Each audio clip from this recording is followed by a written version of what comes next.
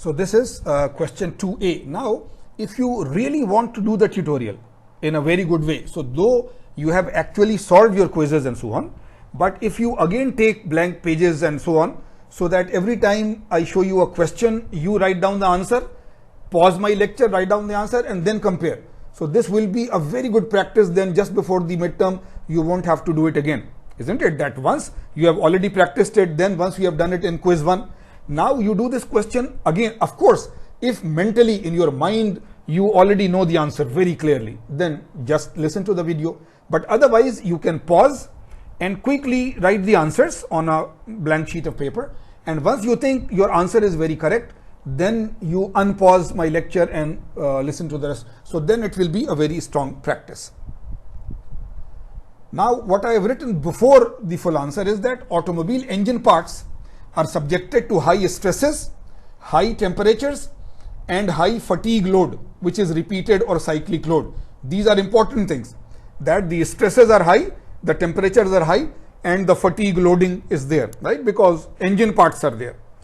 Piston is going up and down, valve is closing, opening, shaft is rotating. So all are high stresses, high temperatures, high fatigue. Now, metals. If we choose a suitable metallic alloy, of course, every metal is not good. There are hundreds and thousands of metals and alloys, but we choose a suitable metal alloy so that it is good for stress, it is good for temperature, it is good for fatigue. And what we have not mentioned here, it is good for ductility so that it can be easily manufactured. If the ductility is bad, if it is brittle, then manufacturing will be very difficult and very costly. So we choose a metal which can give good stress, good temperature, good fatigue, and good ductility. So therefore, metals are very good as a choice. Metals, of course, we select a suitable metal, not every metal. There are certain metals which will be good for engine parts, not all of the other metals, but those metals are a very good choice. Ceramics, very good for stress because they are very hard and strong, very good for temperature, they are even better temperature resistant than metals. Doubtful on fatigue, we don't know if fatigue load is there. Increase, decrease, increase, decrease, increase, decrease, then they will be good or not, you don't have a clear idea. But they are very brittle, they don't have ductility, so they are very difficult to manufacture and therefore difficult to manufacture and costly. So they can be a good choice if special manufacturing is possible. Otherwise, they are not a good choice, right? They are very good for stress and temperature, yes, but their manufacturing will be very difficult and very costly. So if there is a manufacturing method already developed which can easily deal with ceramics, then yes, they will become very good, otherwise not as good as metals. Polymers are very easy to manufacture, they are very soft and ductile, but they are not good for stress, not good for temperature, not good for fatigue. So even though they can be very easily manufactured, then for our application they are not good. So you see, it is not that the answers that we have written are very long or they need big sentences and so on. But if you write the critically important things, even in a very short format, very short, just points, but then if it is okay, then I give you full marks. But if you have not discussed the main issues of high stress and high temperature and manufacturing for metals and ceramics and polymers, and you are giving answers without these reasons, then it is wrong. Otherwise, mashallah, you already understand and you already know it.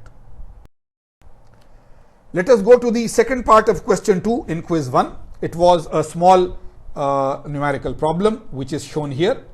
A tensile stress is applied along the longitudinal axis of a cylindrical brass rod. So this is a brass rod and along the axis, along the longitude, which has a diameter of 10 millimeter.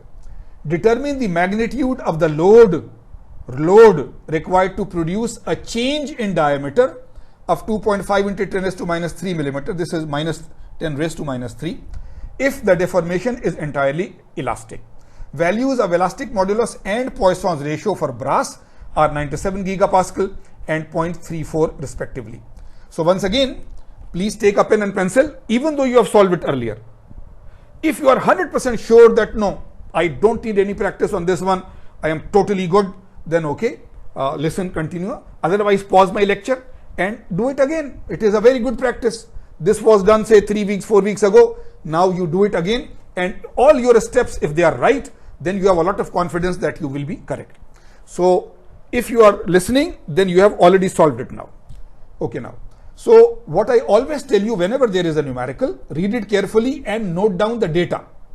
So it is a brass piece which is cylindrical. The initial diameter D0 is 10 millimeter. Right? Determine the magnitude of load F.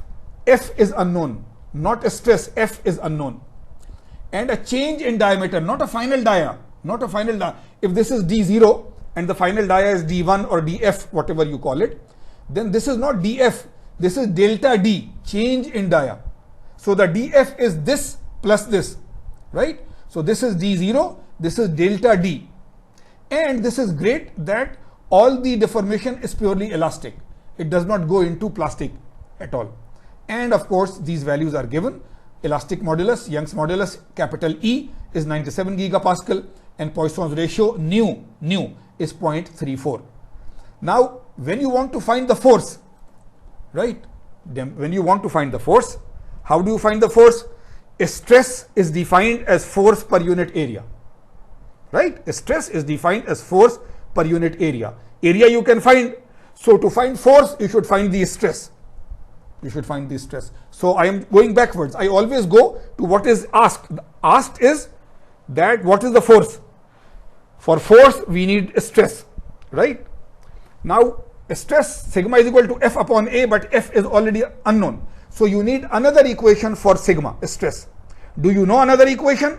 Yes, if you are right, that because the deformation is entirely elastic, right? Then in the elastic region, capital E, Young's modulus of elasticity, it is the slope. So it is sigma upon deformation, right? Change in, right? Not right. So your equation is sigma is equal to E epsilon. Sigma is equal to E epsilon, where sigma is a stress, E is Young's modulus, modulus of elasticity, and epsilon is a strain, isn't it? So E is given. If you can find a strain, then you can find it. Okay. Now the force is being applied. The force is being applied in the longitudinal direction. But you are given change in dimension here, delta D. Change in dimension, delta D here. So the strain that you can find, a strain is change in length upon length.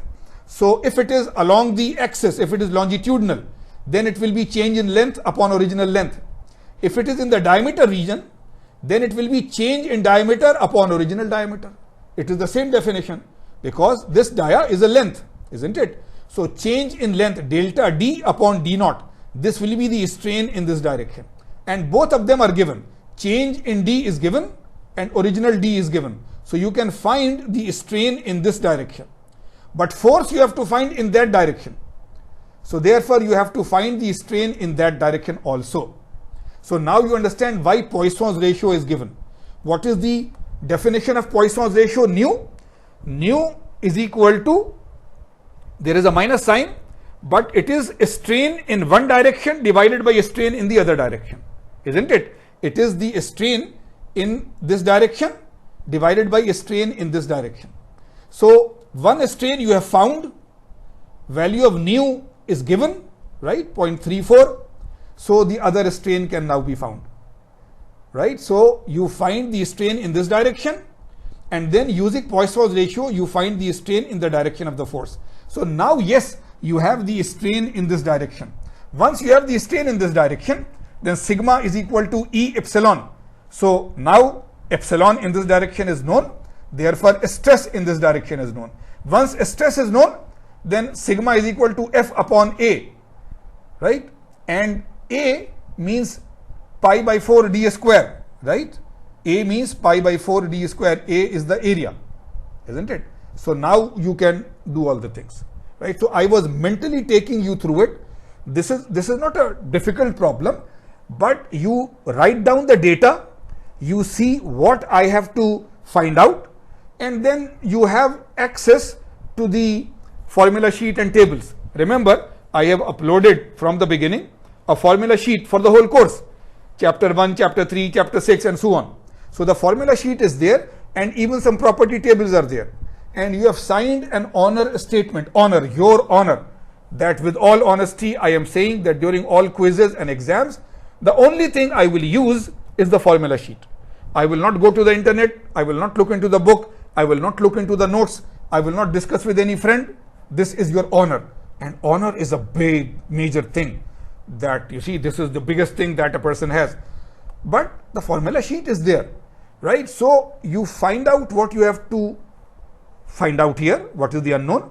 You write down what the knowns are, and then look at the formulas. So there are only two formulas for stress in the elastic region. One is general, sigma is equal to F upon A, force upon area. And the second is sigma is equal to E epsilon. Just use these two and you are done. And of course, area here is cross-sectional area, and because it is a cylinder, so the cross-sectional area is either pi r squared or pi by 4 d square, right? So I am taking a lot of time just so that this is like a real explanatory class also. So now, right, I am just showing the figure again. There is a tensile load, elongation is there, plus reduction in diameter is there. And that change in dia is 2.5 into 10 to minus 3 millimeter. This is given.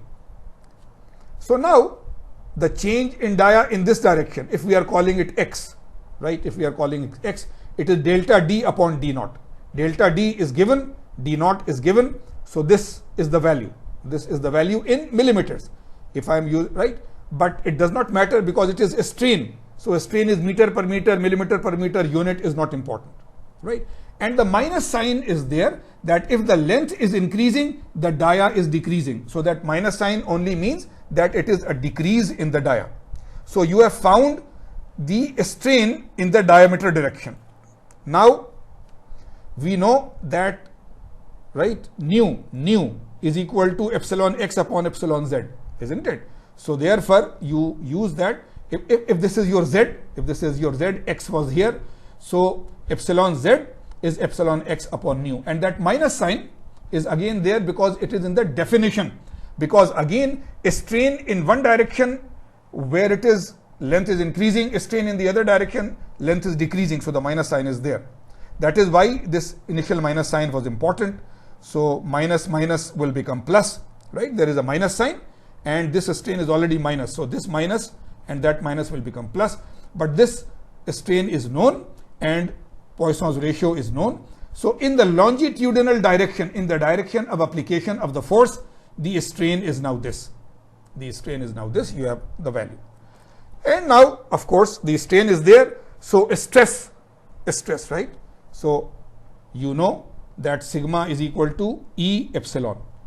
Now epsilon z you have found out, and the value of E is given to you. Right? I am directly writing megapascal. You could write 97 into 10 raised to 9 because it is gigapascal, and then you round it off, but whatever. I mean, giga is 10 raised to 3 mega. So this way I am directly getting answer in 71.3 megapascal. But I encourage you to use basic units. So you directly write 97 into 10 raised to 9 and then see whatever happens. So this is the stress, right? And now because stress is force per unit area, so you can find the force now, right? So sigma is force upon area, therefore F is equal to sigma into A naught. And again, remember, sigma is defined by original diameter. So therefore the D0, right? D0. D naught by 2 is R, so pi R square, or D naught squared by 4, whatever you do, right? So you substitute the value, and therefore the force is there in newtons. You can convert it into the others, right? So it was not a very difficult problem, and I was very happy that many of you solved it very correctly, but some of you who perhaps do not practice enough and so on were not a little good. Otherwise, alhamdulillah. So this is the solution of the first quiz.